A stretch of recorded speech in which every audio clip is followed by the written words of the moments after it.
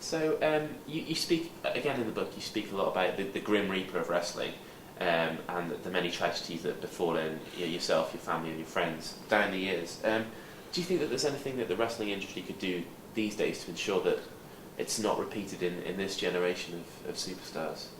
Well, I think what's happened is that the wrestlers that had these drug problems, because I think it's gone beyond trying to blame Vince McMahon or WWF or blame anybody else, but the actual wrestlers people develop drug problems that people didn't take seriously, because you don't think they're just prescription pills. These guys get these prescriptions from doctors, and these doctors know what they're doing, and it's hard to, like for Vince McMahon to try to stop or some wrestlers from taking pills that their doctors describe. It's impossible, because most of the time those pills are in and out of their system by the time they get drug tested the next day anyway. So it's all kind of irrelevant. I don't know how Vince McMahon can police it any more than he has been. But I think they are guilty of running the wrestlers into the ground, and really running them to the ground for years, where they did develop all these problems. And maybe there's something to be learned from that. And I think maybe that's all coming about as we're talking, sort of thing. But I think the wrestlers of today, most of them, are pretty much staying clear of. They're not even getting. They're not going near that kind of. Yeah. There's such a sort of revulsion from all these guys that are dying. It's beyond pathetic now. With Test being the latest one, where you go, how do you stop these guys from? He had all the people around him that he could, a lot of support. He had rehab. They put him in rehab, and they were paying for his rehab. And I was like, I don't know what else anyone could have done other than just put him in a straitjacket. Yeah. So I don't. I think it's basically, you might have a few more guys that are going to die because they just can't seem to stop. And I know there's a sort of a short list of who's next, and Owen certainly won't speak of it, but I know a year ago Andrew was shortlisted as the next guy to go. Right. Okay. It's like he's gone now, so it's like okay, now who's next? And it's like, but there's only a short list now, because most wrestlers are.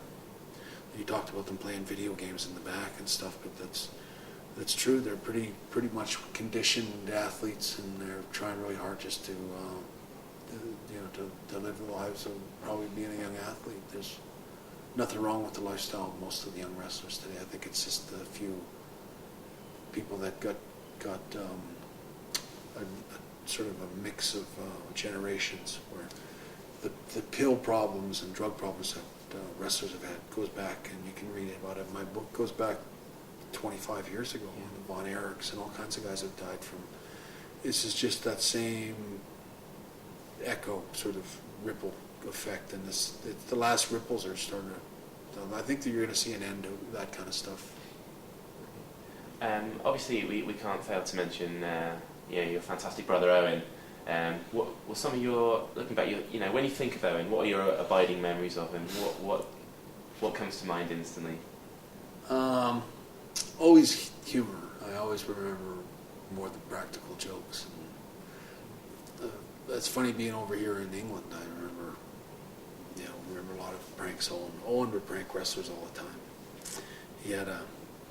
He'd worked over in England here too for joint promotions, and I think.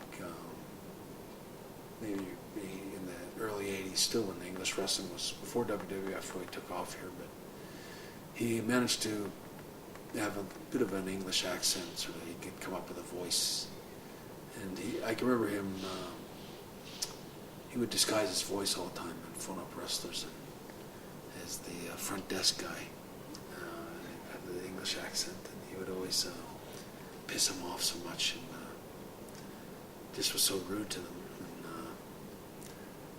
Just those kind of memories of him pranking wrestlers, and remembering him telling me about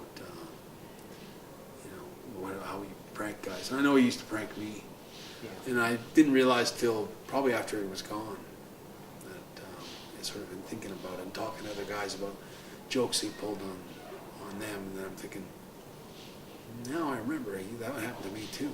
Like he would always. call you up, and he could do certain voices. The English guy was one, and he could sometimes do a East Indian kind of voice where he could be kind of pushy on you. And I remember he used to get Fuji, call up Fuji and challenge him, call him a bunch of names on the phone, and he'd phone up with this sort of punk kid voice from the lobby, come down, I'll kick your ass. And then I can remember Fuji wandering around in his kimono about 3 a.m, and I'd always stop and go, "What are you doing?"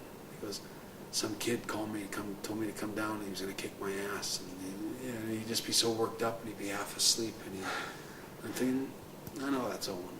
Yeah. But I mostly remember funny stories about him.